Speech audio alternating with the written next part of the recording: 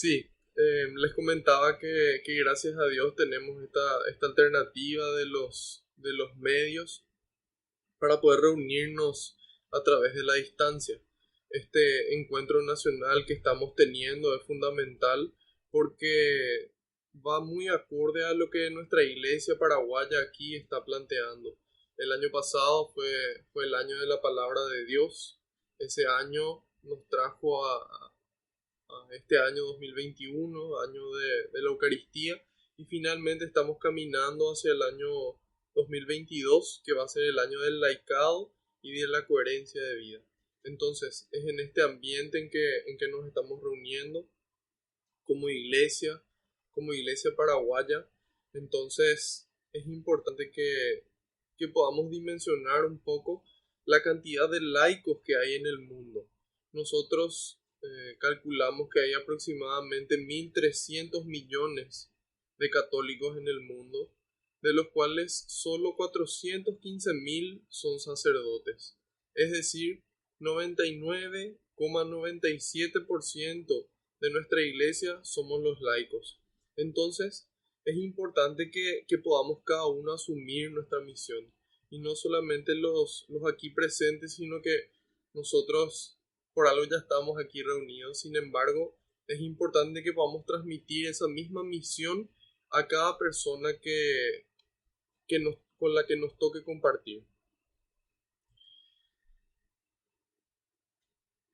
Yo sé que estamos viviendo tiempos difíciles por la pandemia. Yo sé que hay gente que perdió familiares. Yo sé que la situación política en nuestro país está muy difícil, así como la situación económica. Sin embargo, nosotros estamos aquí reunidos para cumplir con una misión. Así como el padre José Kentenich dijo, un hombre que tenga una misión ha de cumplirla, aunque un salto mortal siga a otro.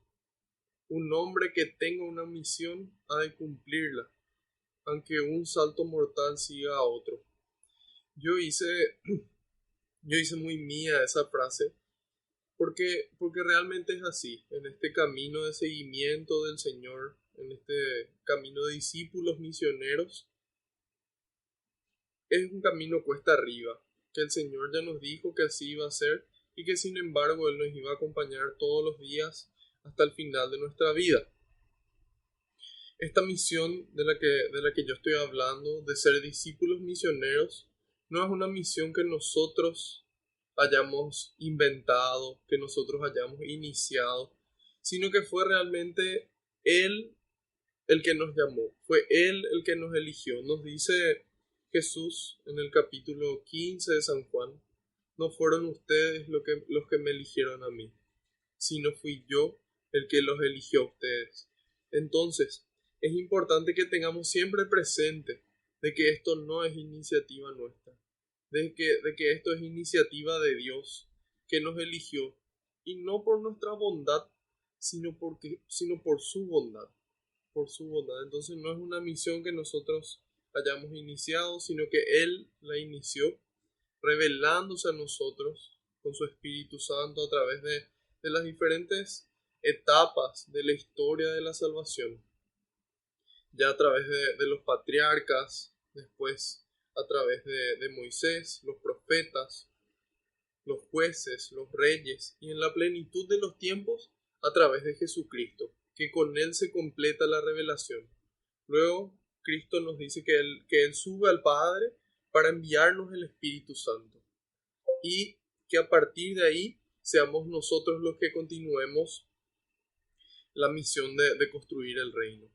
Entonces, es importante que tengamos ese primer detalle en cuenta, de que fue Él el que nos eligió, de que Él fue el que tomó la iniciativa, el que nos primereó, le llama el Papa Francisco.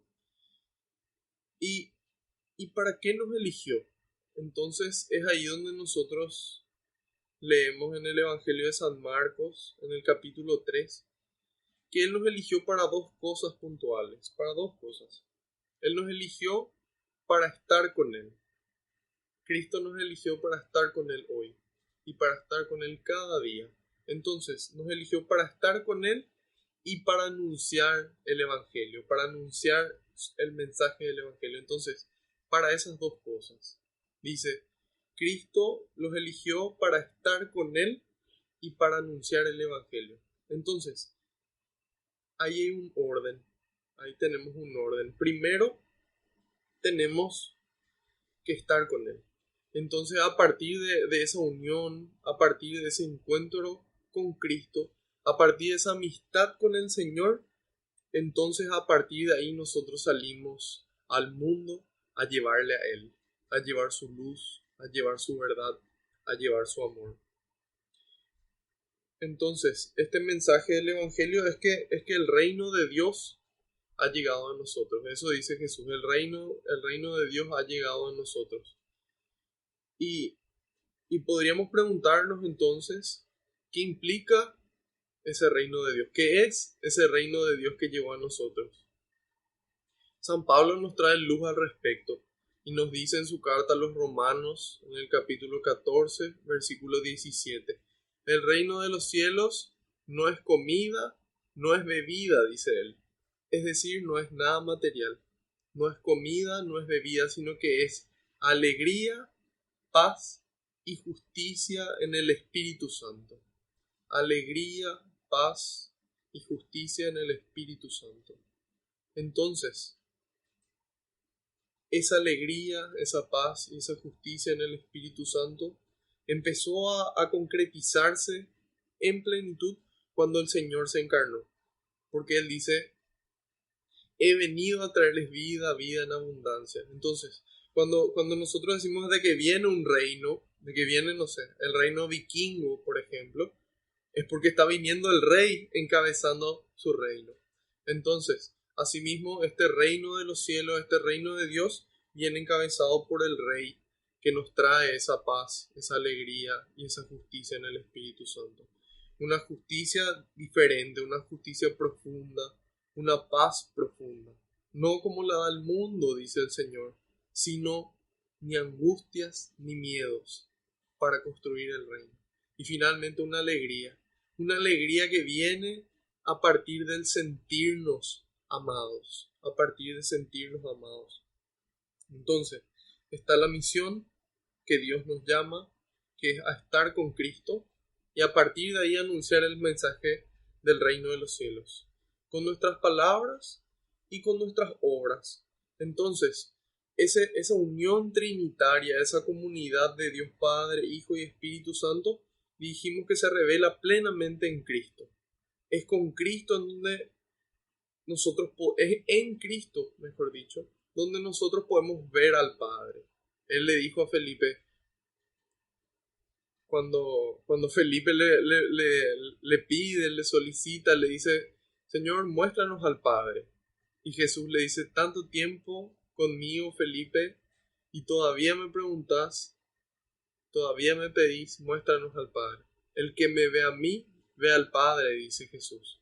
Entonces, es importante que nosotros vayamos siempre convirtiéndonos en semejanzas de Cristo, para que eventualmente podamos decir como San Pablo, ya no soy yo el que vive, sino ahora es Cristo el que vive en mí. Y de esa forma somos realmente discípulos misioneros, seguidores suyos. Y en la medida en la que nos acercamos a Cristo, vamos a poder parecernos cada vez más a Él, ser más como Él. Entonces, es importante que sepamos dónde podemos encontrarlo. Evidentemente que nosotros ya sabemos dónde encontrar al Señor. Sin embargo, me parece oportuno poder recordar dónde podemos encontrar al Señor, para que podamos ver qué tan cercanos estamos a Él en este día sábado. Nosotros podemos encontrar al Señor claramente en la oración, en ese momento de silencio. San Juan de la Cruz dice que Dios habla en ese silencio orante. Entonces es importante que podamos tener una vida de oración, por lo menos 1 hora al día dedicarle al Señor. Y no mientras que trabajamos, mientras que compartimos con nuestra familia o mientras que manejamos, sino un tiempo para Él, un tiempo de oración, un tiempo de escucha. En estos días de Cuaresma se está hablando mucho de la escucha, de esa actitud de humilde, de saber que nosotros no sabemos todo y que Dios en cambio sí. Y que aparte de eso nos ama infinitamente. Entonces, en la oración podemos encontrar a Cristo en la oración. También podemos encontrarle en la Eucaristía, así como en la adoración. La Eucaristía, ese sacramento en el que Cristo se hace físicamente presente. Él dijo literalmente, el que coma mi cuerpo. Y el verbo que utiliza en griego es trogon, es decir, se refiere a masticar, se refiere a comer literalmente. Entonces Cristo decidió quedarse en un pan para que nosotros podamos unirnos a Él, incluso físicamente. Entonces, la oración, la Eucaristía, por supuesto, en la palabra de Dios. Él es la palabra viva de Dios. Él es el Logos de Dios encarnado. Entonces, qué importante que podamos tener siempre un poco de alimentación de la palabra de forma diaria. Y ese contacto con su palabra, ese contacto con Él, nos va transformando lentamente. Otras veces de golpe por una acción extraordinaria de Dios. Sin embargo, en ese contacto diario con Él, con su palabra, va transformando nuestra mente y nuestro corazón, para que finalmente, transformadas nuestra mente y nuestro corazón, se transformen nuestros actos. Entonces ahí tenemos la oración, tenemos la Eucaristía, tenemos la palabra de Dios. El cuarto lugar donde podemos encontrar al Señor es en la comunidad. Donde dos o más se reúnen en mi nombre, ahí estoy yo presente, dice el Señor. Entonces, qué importante que podamos mantener siempre una comunidad, no solamente de las personas que están a nuestro cargo, sino una comunidad nuestra, donde nosotros podamos sentirnos de igual a igual con el otro, donde podamos compartir, donde podamos ayudarnos, donde podamos realmente sentirnos libres de expresarnos y de poder compartir lo que nos toca vivir. Porque muchas veces la vida de coordinador, la vida de estar al frente, la vida de tener una autoridad, de tener una responsabilidad es agotadora. Entonces es importante que nosotros tengamos nuestra comunidad que siempre nos ayude a salir a flote, que nos ayude a sobrellevar de mejor manera, que nos muestre que Cristo nos acompaña también en el otro. Entonces, qué fundamental es la comunidad. Imagínense que Cristo, siendo Dios, Él decidió tener una comunidad, decidió formar una comunidad. Entonces, cuanto más nosotros, simples mortales, deberíamos de acudir a nuestra comunidad, de tener siempre ese tiempo para nuestra comunidad. Yo sé que es difícil, pero es cuestión de darle prioridad y entonces vamos a poder empezar a ver esos frutos en nuestros diferentes ministerios, en nuestros diferentes servicios. Entonces dijimos la oración, la Eucaristía, la palabra de Dios, la comunidad y finalmente la caridad. En encontrarle a Cristo en el prójimo, en el necesitado. Entonces cuando nosotros ponemos ese amor por obras, esa caridad, ese amor, esa relación que tenemos con Dios, lo ponemos con el necesitado. Y estamos hablando de no solamente necesitados materiales, sino también de necesitados espirituales, otras veces de necesitados psicológicamente hablando.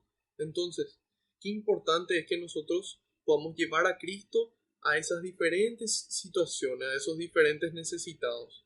Él mismo dijo en Mateo 25, 40 y 45 respectivamente, todo lo que por uno de estos pequeños lo hicieron, por mí lo hicieron. Todo lo que por uno de estos pequeños no lo hicieron, por mí no lo hicieron. Entonces, Cristo eligió quedarse también en el necesitado, quedarse también en el pobre, quedarse también en aquel que, que muchas veces es dejado de lado, aquellos desvalidos. Entonces, en la medida en la que nosotros esos 5 elementos logramos equilibrar, es como que todo todo va trabajando en conjunto. Y eso hace que los cinco se unan, que todo tenga más sentido y se potencie nuestra relación con Cristo. Y que todo empiece a adquirir más sentido, más profundidad. Y es realmente maravilloso como eso ocurre. Entonces, 5 lugares, repitiendo por última vez. Si es que quieren anotar, genial. Si no, yo creo que la memoria igual va a estar trabajando. Entonces, la oración, la Eucaristía, la palabra de Dios, la comunidad y la caridad. Entonces, en la medida en la que nosotros nos encontramos con Cristo con mayor frecuencia, entonces ahí nos damos cuenta de que esta misión de estar con Él no solamente vale la pena, sino que vale la vida entera, que vale el poder salir de ese egoísmo en el que a veces estamos para amar más, para amar mejor, para construir el reino de Dios aquí en la tierra. Entonces, eso es lo que Dios quiere, que estemos con Él y que podamos trabajar aquí para construir un lugar más justo, un reino espiritual aquí en la tierra. Un mundo más justo, un mundo más pacífico, un mundo más alegre. Siguiendo este orden de la misión que ya dijimos, de que Dios nos elige, nos llamó para estar con Él, es decir, ser sus discípulos. Y segundo, para salir a anunciar el Evangelio. Entonces es ahí la misión, los misioneros. La palabra misa significa envío. Entonces nosotros vamos junto a Dios, nos encontramos con Él, nos encontramos con aquel que nos ama y que nos espera, y a partir de ese encuentro somos enviados al mundo. Entonces somos discípulos misioneros. Y entonces es importante que nosotros reconozcamos nuestra identidad, que nosotros realmente le pertenecemos a Dios, que somos de Dios. Desde nuestro bautismo fuimos consagrados al Señor para toda la vida, consagrados como sacerdote, como profeta y como rey. Sacerdote es aquel que realiza los sacrificios a Dios. ¿Qué sacrificios realizamos nosotros los católicos? Nuestra propia vida. Nuestra propia vida. Ese es el sacrificio agradable a Dios. Entonces, sacerdote, profeta, el que anuncia el mensaje de Dios con sus palabras y con sus obras. Finalmente, como reyes. ¿Reyes de qué? Reyes de nosotros mismos. Esto todo podemos leerlo en el catecismo de la Iglesia Católica. Entonces, reyes de nosotros mismos que como fruto del Espíritu Santo tenemos ese dominio propio, que nos permite ser cristianos en todo momento y en todo lugar. Entonces, esa es nuestra identidad. Esa es nuestra identidad. Que tenemos una misión de estar con Él y anunciar el Evangelio. Entonces, identificados como discípulos misioneros, nos damos cuenta de que somos hijos de Dios.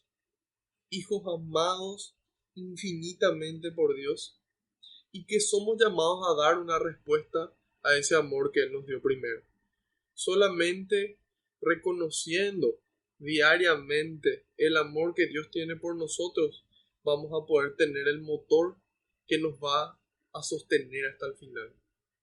No existe motor más fuerte que el amor, y solamente el amor va a poder mantenernos, y en la medida en la que caigamos va a volver a levantarnos para poder perseverar hasta el final de nuestras vidas. El Señor nos dice, el que persevere hasta el final se salvará. Entonces, siendo conscientes de esta identidad de discípulos misioneros, que nos sentimos identificados con el Señor, con su amor, con su mensaje, a partir de ahí empezamos a trabajar. Así como lo hicieron los discípulos de Maús. De ahí viene toda esta teología, todo este enfoque del discípulo misionero. Ellos se encuentran con el Señor les explica las escrituras y luego parte para ellos el pan. Lo mismo que nosotros hacemos en cada misa. Tenemos la liturgia de la palabra, la liturgia eucarística. Entonces nosotros cada día tenemos la gracia de tener misas. Aquí en Asunción por lo menos tenemos misas en tantos lugares. Hay veces que yo recorro 15 kilómetros para llegar a la misa porque no me da para otro horario. Y lo hago con mucha alegría, lo hago con mucha felicidad porque ahí yo me voy a encontrarme con el Señor. Entonces, yo me siento identificado. Y ahí yo recibo esa explicación de las Escrituras y también el pan partido. Entonces, así como los discípulos de Maús, somos nosotros hoy. Año 2021, Asunción y todo el Paraguay, así como el mundo entero. Entonces, Cristo es ese pan que se parte para nosotros para darnos vida y que nos explica las Escrituras para que seamos capaces de realizar toda obra buena, nos dice el Señor. Entonces, haciendo un resumen de esta introducción, tenemos una identidad. Somos hijos de Dios, somos discípulos misioneros, invitados por Dios a dar una respuesta de amor, a estar con Él y a salir a anunciar el Evangelio, encontrándole especialmente en la oración, en la Eucaristía, en la palabra de Dios, en la comunidad y en la caridad. Y de esta forma pasamos a nuestro primer momento, que sería lo que es tocar la vida, tocar la vida. Y nos dice el título, conocer la realidad de los discípulos misioneros desde el documento de Aparecida. Una persona que se comprometió totalmente con Cristo y con la causa del Señor es, o fue mejor dicho, Berta Cáceres. En el subsidio que se brinda, que nos brinda la conferencia para este bimestre de febrero y marzo, nos narra este testimonio de Berta Cáceres. Escuchemos, les invito a que escuchemos este testimonio con un corazón abierto y atento. Berta Cáceres era una mujer indígena lenca y una de las defensoras de derechos humanos más conocidas en Honduras, que desde hace 20 años había defendido el territorio y los derechos del pueblo lenca. En 1993 cofundó el Consejo Cívico de Organizaciones Indígenas Populares. El Consejo Cívico de Organizaciones Indígenas Populares, el cual organizó feroces campañas contra los megaproyectos que violaban los derechos ambientales y a la tierra de las comunidades locales. Berta se enfrentó y a menudo derrotó a madereros ilegales, dueños de las plantaciones, corporaciones, multinacionales y proyectos de represas que cortaban los suministros de alimentos y agua a las comunidades indígenas. El 3 de marzo de 2016, unos atacantes no identificados irrumpieron en la casa de la defensora indígena de renombre mundial Berta Cáceres y la asesinaron. El 30 de noviembre de 2018, el Tribunal Penal Nacional de Honduras condenó a 7 hombres por el asesinato de la defensora de derechos humanos Berta Cáceres. El tribunal determinó que dichos hombres habían sido contratados por ejecutivos de DESA, una empresa que construye una hidroeléctrica en el territorio indígena lenca, para llevar a cabo el asesinato el 3 de marzo de 2016. Bueno, aquí tenemos el testimonio de una persona dispuesta a dar su vida por Dios. Nosotros tal vez no estemos tan comprometidos o tal vez sí.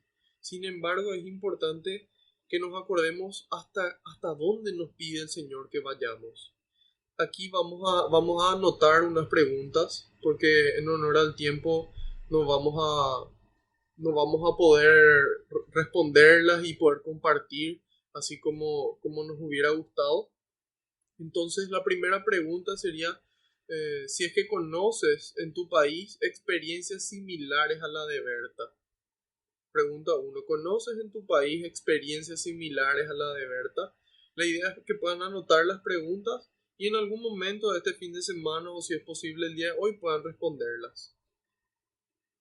Yo responderé de forma breve. Sí, conozco experiencias similares, como por ejemplo los guardabosques, que aquí en nuestro país fueron asesinados por proteger esos recursos naturales. También conocemos el caso de periodistas que fueron asesinados por cumplir con su trabajo. También eh, creo que principalmente esos dos ejemplos me gustaría dar por ahora. Entonces, la pregunta 2 es, ¿qué nos enseña su testimonio de vida? ¿Qué nos enseña su testimonio de vida? Yo creo que, yo creo que nos enseña cómo es la realidad. Yo creo que nos enseña cómo es la realidad. Nos muestra de que realmente en la medida en la que nosotros hagamos bien las cosas, sigamos a Cristo en serio, de forma radical, de forma completa, el mundo va a perseguirnos. El mundo va a ir detrás nuestro, porque empezamos a conflictuar con esos intereses particulares que ellos tienen, que hoy lo estamos viviendo plenamente aquí en nuestro país, esos intereses particulares en contra del pueblo. Y así, entonces es importante que podamos estar seguros de que ya el Señor nos dijo de que nos iban a perseguir. Sin embargo, nuestra actitud ante la persecución no es la de acobardarnos, la de rendirnos, sino que el Señor nos dice, cuando les persigan por mi nombre, alégrense y salten de gozo, nos dice el Señor. Pónganse contentos y salten de gozo, es decir, que se note que están contentos a pesar de la persecución. Y eso va a llamar la atención de la gente. Van a decir, ¿cómo es posible esto? Y cuando se enteren de que es Dios el que está detrás de eso, entonces van a querer acercarse a Él. Entonces, el documento de Aparecida que nos menciona aquí fue redactado en el año 2007 y nos muestra a nosotros lo compleja que es nuestra realidad. En ella, en nuestra realidad de hoy se mezcla la cultura indígena, la cultura afroamericana, la cultura campesina, la cultura de los europeos que migraron a América y que estas culturas que estamos mencionando no se desarrollaron de forma igualitaria, de forma equitativa. Y mencionamos la cultura indígena, la cultura afroamericana, la cultura campesina y la cultura europea inmigrante, ¿sí? Habiendo otras en particular, pero sin embargo esas son las más grandes, de mayor influencia. ¿Y por qué decimos por qué ya se dijo en Aparecida en 2007 que estas comunidades no se desarrollan en igualdad de condiciones?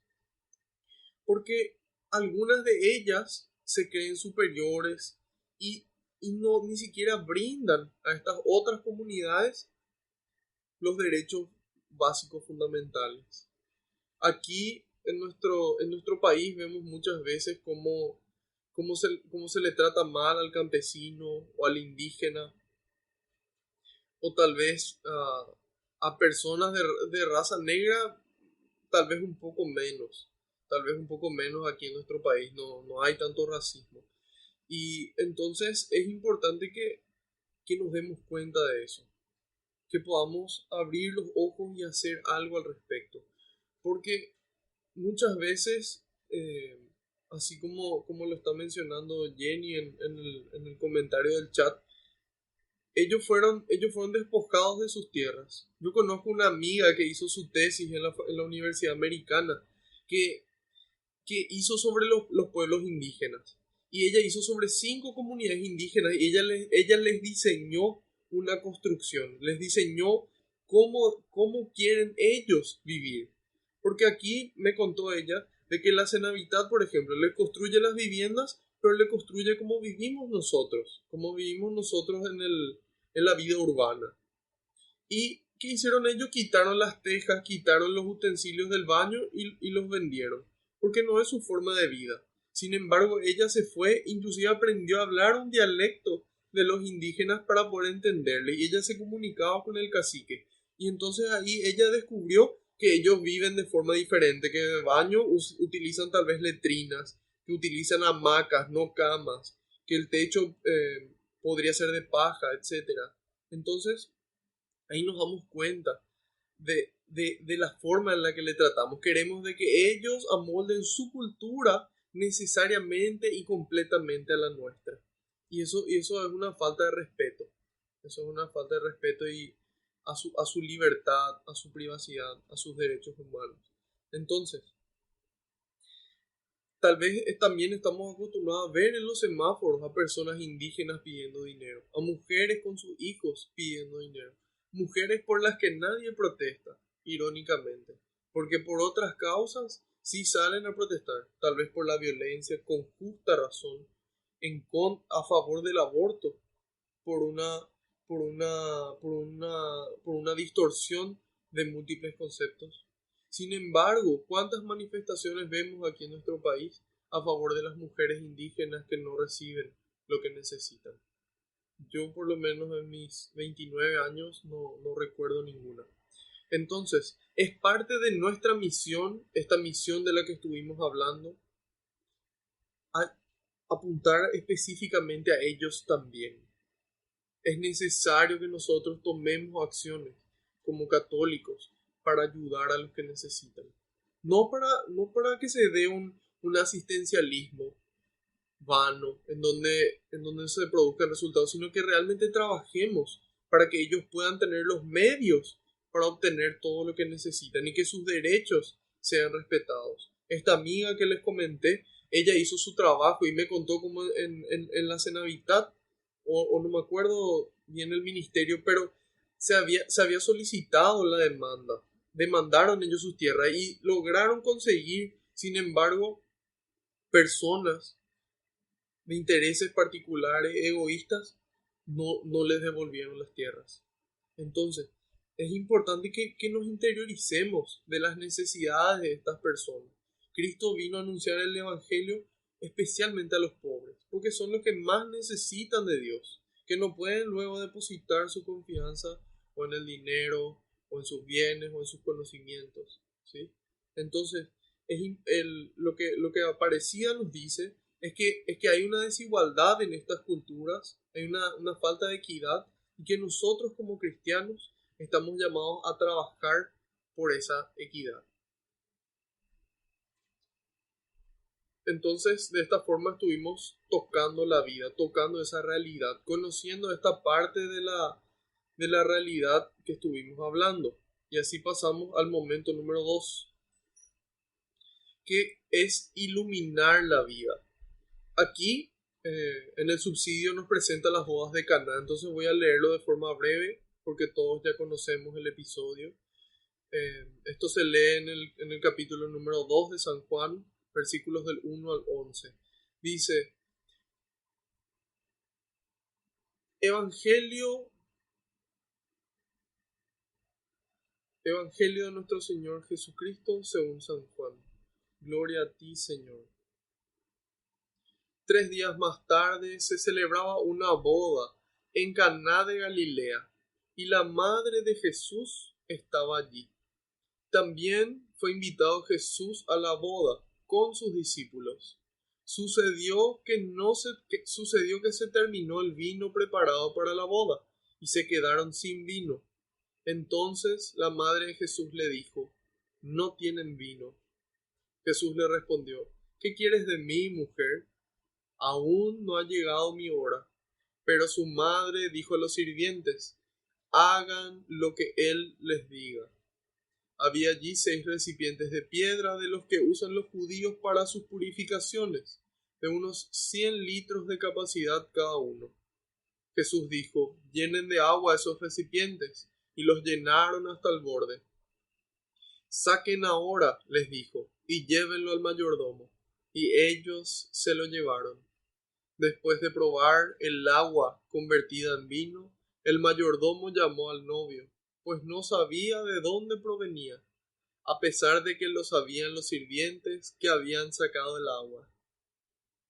Y le dijo, todo el mundo sirve al principio el vino mejor, Y cuando ya todos han bebido bastante, les dan el de menor calidad. Pero tú has dejado el mejor vino para el final. Esta señal milagrosa fue la primera, y Jesús la hizo en Caná de Galilea.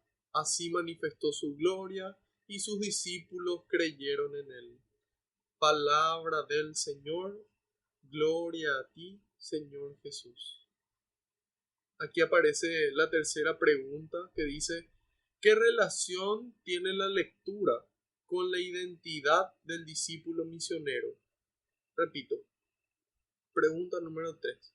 ¿Qué relación tiene la lectura con la identidad del discípulo misionero?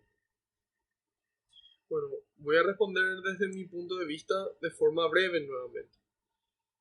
Yo creo que se relaciona de forma directa, porque ahí vemos la actitud de María, esa actitud de poder ver la necesidad ajena. Se acabó el vino y María, siempre atenta a su alrededor, atenta a los signos de los tiempos, atenta a la necesidad que hay a su alrededor, actúa en consecuencia y le pide al Señor el milagro. Le pide al Señor el milagro. Entonces, nosotros como discípulos misioneros, yo creo que estamos invitados a poder seguir el ejemplo de María, a poder tener esa atención hacia el prójimo, esa atención a nuestro entorno y un poco más allá de nuestro entorno, para pedir al Señor que Él pueda proveer lo que se necesita y que nos dé a cada uno de nosotros, a vos y a mí, la gracia para poder hacer nuestra parte humana, para que podamos hacer todo lo que podamos y el resto lo dejemos en las manos del que todo lo puede. Y entonces ahí vamos a ver la obra de Dios en nuestras vidas y en la vida de ese prójimo necesitado. Y de esta forma ya pasamos al tercer momento, que es incidir en la vida. Nosotros, una vez que ya identificamos nuestra misión, nuestra identidad de discípulos misioneros, tocamos la vida, vemos la realidad. Después, en el número 2, iluminamos la vida con la palabra de Dios. Es la palabra de Dios la que nos ilumina la mente y el corazón para poder a partir de ahí encontrar la solución que es agradable a Dios. Que es agradable a Dios. La decisión que Dios tomaría, la decisión que Cristo tomaría en nuestro lugar. Entonces, ya tocamos la vida, iluminamos la vida con la palabra de Dios. Ahora nos toca incidir en la vida. Ejercer una responsabilidad activa, dice. Es decir, no esperar, no una responsabilidad reactiva después de que ocurre, que también es necesaria. Sin embargo, activa, todo el tiempo trabajando. Y hasta el momento nosotros hemos reflexionado durante este encuentro sobre la misión de los discípulos y de las discípulas de Cristo, hombres y mujeres, todos con el mismo llamado, independientemente al estado de vida, sacerdotes, matrimonios, laicos consagrados. Entonces, todos al mismo llamado, que es ser santos. Dios quiere que todos los hombres se salven y lleguen al conocimiento de la verdad, nos dice San Pablo. Dios quiere que todos los hombres se salven. Y nosotros ya fuimos salvados en Cristo. Él en la cruz eliminó esa nota de deuda que cargaba contra nosotros. Él ya nos consiguió la salvación y el perdón de todos nuestros pecados, de todos los que se cometieron antes de que Él venga, durante y hasta su siguiente venida. Sin embargo, depende de cada uno elegir libremente mantener esa salvación, vivir en estado de gracia para que en el momento en el que nos llame podamos ser recibidos por Cristo y que Él nos diga: benditos de mi Padre, pasen a ocupar el lugar que fue reservado para ustedes desde el inicio de los tiempos. Entonces, este es el llamado a la santidad que nos hace Cristo, que nos hace a hombres y mujeres en igualdad de dignidad como discípulos y discípulas de Él. Y también hemos compartido el testimonio de Berta Cáceres en la lucha del medio ambiente.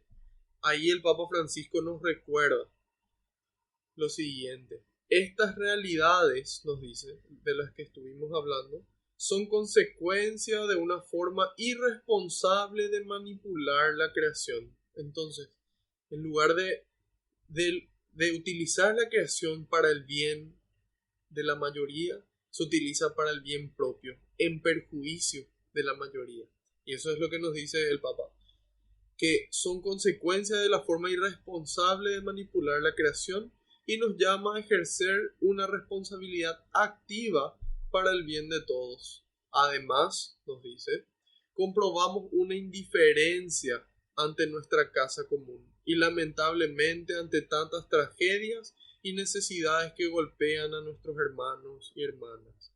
Aquí tenemos la realidad de la tala indiscriminada de árboles, tenemos la contaminación que se lleva a cabo por los medios de transporte que contaminan de forma alevosa el medio ambiente. También tenemos las empresas que contaminan los ríos. Llegó a nivel mundial ese río que quedó todo rojo por culpa de la sangre que se vertía ahí de los animales, nuevamente para provecho propio. Los raudales que se forman por la basura que se tira en las calles, que se acumula. También podemos notar la falta de reciclaje en nuestro país. Tenemos diferentes acciones que se llevan a cabo, muchas veces la quema de basuras que se lleva a cabo porque no existe un sistema de recolección entablada, por ejemplo, que sería el bañado, no existe un sistema de recolección de basura, entonces ellos queman sus basuras. Entonces ahí tenemos diferentes situaciones con respecto al medio ambiente que no se están tomando en cuenta. También tenemos las situaciones de injusticia contra los campesinos, contra los indígenas y diferentes comunidades que son dejadas de lado. También tenemos a los ancianos que muchas veces no son tenidos en cuenta. Podemos ver que muchos hogares no reciben esas visitas que necesitan. También los hogares de niños, esos niños que quedaron huérfanos o por diferentes causas judiciales están en un hogar de niños. El hogar de niños Guadalupe, la Fundación Guadalupe, con la cual suelo trabajar, ellos quedaron fuera del presupuesto general de la nación y ellos reciben ahí niños que por orden judicial van y sin embargo en su egoísmo le quitaron del presupuesto general y se aumentaron los sueldos a ellos mismos. Entonces es importante que todas estas causas nosotros podamos reclamar. Entonces, ahora ya tocamos la realidad, ya, ya iluminamos esa realidad con la palabra de Dios y ahora es el momento de luego de estas reflexiones asumir un compromiso. La pregunta número 4 es, ¿cuál es el compromiso que voy a tomar para construir más y mejor el reino? Repito, ¿cuál es el compromiso que voy a tomar para construir más y mejor el reino? Entonces, es importante que nos tomemos un tiempo para analizar cuál es la necesidad a mi alrededor y qué puedo hacer yo al respecto. ¿Qué puedo hacer yo? Algo realista, algo factible, algo que pueda realmente hacer, pero que lo haga. Entonces, es ese el compromiso. Aquí cada uno va a tomar su decisión. Y de esta forma, habiendo tocado la realidad, iluminado la vida, incidir, porque siempre nuestra fe nos lleva a la acción. Nuestra fe debe llevarnos necesariamente a la acción. Una fe sin obras es una fe muerta, nos dice el apóstol Santiago en su carta. Entonces, demos vida a nuestra fe. Pongámosla más en obras. Más en obras. Entonces, ya comprometidos, pasamos al momento de celebrar la vida. Este es nuestro cuarto momento. Nuestro cuarto momento. Celebrar. Celebrar es una expresión del reino de Dios ya presente en medio nuestro. La misa, que es la Eucaristía, ¿sí? La celebración de la Santa Eucaristía. Eucaristía significa acción de gracias. La misa es una fiesta. Y es una fiesta donde no celebramos con algún famoso, con algún pariente, sino que celebramos con Dios mismo y con todos los santos y los ángeles de Dios que se unen en ese momento sagrado. Entonces, en la medida en la que yo empiezo a ver la Santa Eucaristía como esa fiesta, busco y todos los días quiero participar de esa fiesta, de encontrarme con el Señor, de celebrar la vida, celebrar al Dios de la vida, al Dios de amor, a ese reino que viene y vive entre nosotros y nos acompaña a todas partes. Nos acompaña en nuestras casas, nos acompaña en nuestras familias, nos acompaña en nuestro trabajo, nos acompaña en nuestro lugar de estudio. A todos lados va con nosotros. Esa alegría, esa paz y esa justicia en el Espíritu Santo, que nos mueve como ese fuego. Cuando se quema tu casa, te empuja a salir de ahí, te empuja a salir de ahí a hacer algo al respecto. Y así es el amor de Dios, que no, desde dentro, desde nuestro corazón, la carta a los Romanos, capítulo 5, versículo 5 dice, el amor ha sido derramado en nuestros corazones por el Espíritu Santo que nos ha sido dado. Y ese es el espíritu que recibimos. No un espíritu humano, sino un espíritu de Dios, que nos lleva a celebrar y a vivir cada día, a santificar la fiesta de cada día, que es nuestra vida, que es un regalo de Dios. Entonces, de esta forma, vamos a alegrarnos por poder reunirnos hoy, alegrarnos por ser hijos amados de Dios, alegrarnos por ser discípulos misioneros, alegrarnos de ser discípulos misioneros suyos, escogidos por el Señor para llevar su presencia y su amor a todas partes. Entonces les invito a que podamos cantar todos juntos una, una canción que se llama Alégrate. Y de esta forma estaremos cerrando.